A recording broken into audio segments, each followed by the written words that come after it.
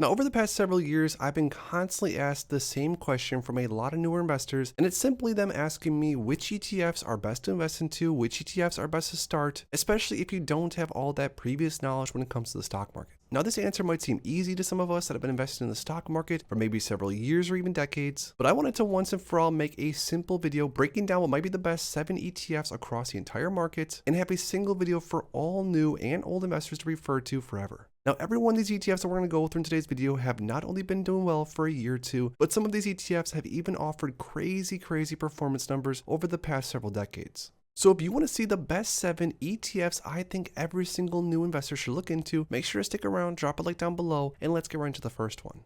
Real quick, for those that haven't already, make sure to go to the first link in my description and grab my new dividend investing ebook, where I share exactly how I went from $0 invested to now earning over $6,000 on a monthly basis and over $1 million invested in the market. Along with the ebook, you're also going to receive my custom dividend tracker, where you can track your dividend progress on an ongoing basis and reach your dividend investing goals. So make sure to grab yourself a copy of my dividend investing ebook and the new dividend tracker today. It's the first link in my description. So the first ETF that every single new investor should 100% look into, and an ETF that I think might be the perfect one-stop shop across the entire stock market, is simply the Vanguard Total Stock Market ETF, an ETF that gives you exposure, well, to basically everything. Now, what I mean by this is that this ETF seeks to track the performance of the CRSP US Total Market Index, large cap, mid cap, small cap, equity diversified across growth and value styles, and an ETF that is perfect for those investors out there that love diversification. And I mean love diversification because by buying a share of VTI, you are getting a small chunk of 3,654 different individual stocks across the entire market. Now, this ETF's performance year to date is around 24-25%, so this ETF is up substantially and it's performed very well ever since inception. It's super cheap to hold on to with a 0.03% expense ratio, and if you're sort of up in the air on what you want to buy into, well, VTI gives you a small portion of the total stock market with a single click of the button.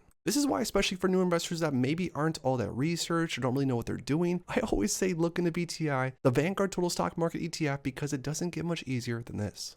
Now, number 2 out of 7 would have to be my personal favorite, the Schwab US Dividend Equity ETF, an ETF that offers potential growth, but also massive income from day one. Now, this ETF tracks as closely as possible before fees and expenses the total return of the Dow Jones US Dividend 100 Index. And this index is comprised of different dividend-paying stocks that have offered dividends historically and have grown their dividends too. This ETF is very cheap to hold on to also, with a 0.06% expense ratio, and with a single purchase of SCHD, you're getting exposure to some of the best dividend payers across the market, around 100 different holdings of different stocks that, like I said, historically have paid dividends and more in dividends over time. Now, if you're not necessarily all that concerned with dividend income, maybe SCHD is not the best ETF for you, but historically SCHD has offered around 12 to 13% year over year ever since inception, which is very impressive for any ETF across the board.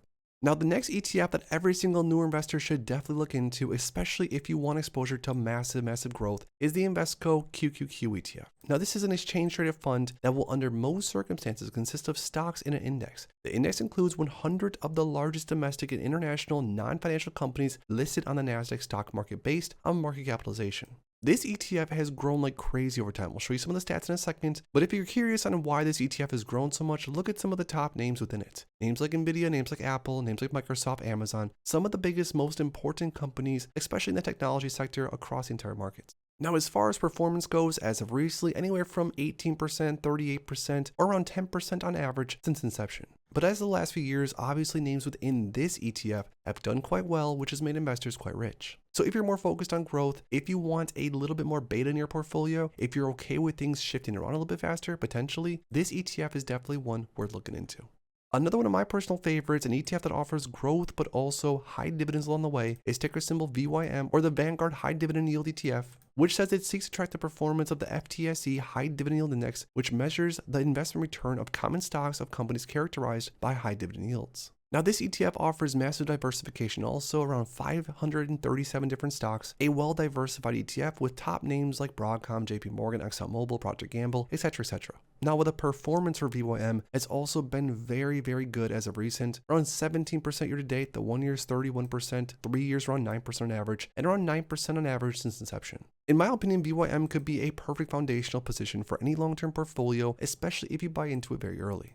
Another safe option would be to invest directly into the SPY or the SPDR S&P 500 ETF trust. Now, just like you guessed it, this ETF tracks the S&P 500 and is designed to measure the performance of the large cap segment of the US equity markets. This ETF gives you exposure to some of the best companies in the entire world, names like Nvidia, Apple, very familiar names within this list as you can see. Now, this ETF's performance has done very well historically, on average around 10 or 11%, and as of the last few years, 20%, almost 40%, it's been a very, very good run for the S&P.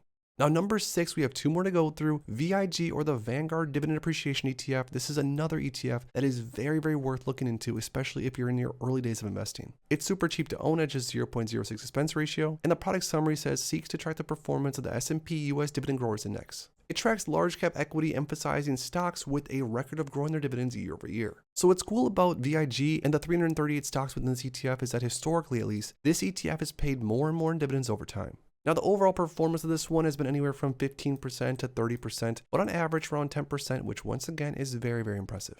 Now, last but not least, the final ETF that is definitely worth looking into, especially for new investors that are just trying to build out a simple yet powerful portfolio from day one, is ticker symbol DGRO, or the iShares Core Dividend Growth ETF.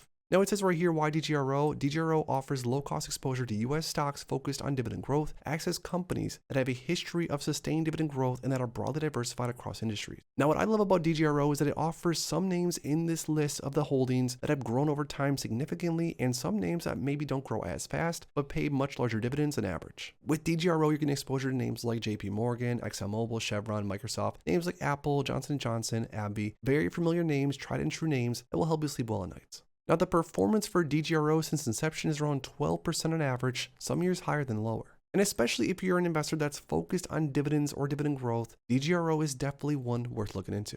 So there we have it. There is a super simple list of 7 different ETFs that I think every single new investor should look into. During your early days of investing, it's going to be hard to not get shiny object syndrome and not buy single stocks and names that are probably a little bit too risky, especially just because you're starting out. That's why I personally think that buying into high quality ETFs, building out a foundation for your portfolio, and then from there, maybe buying single names or more risky names from there, I think that's the way to go. But now lastly, most importantly, I want to hear from you guys down below. What's your number 1 favorite ETF across the entire stock market? As of right now, drop the ticker symbol in my comments down below. If you enjoyed this video, make sure to please drop a like on it and subscribe for more future content like this. Thanks as always for stopping by, and if you are interested in investing, make sure to check out these recent videos I posted right here.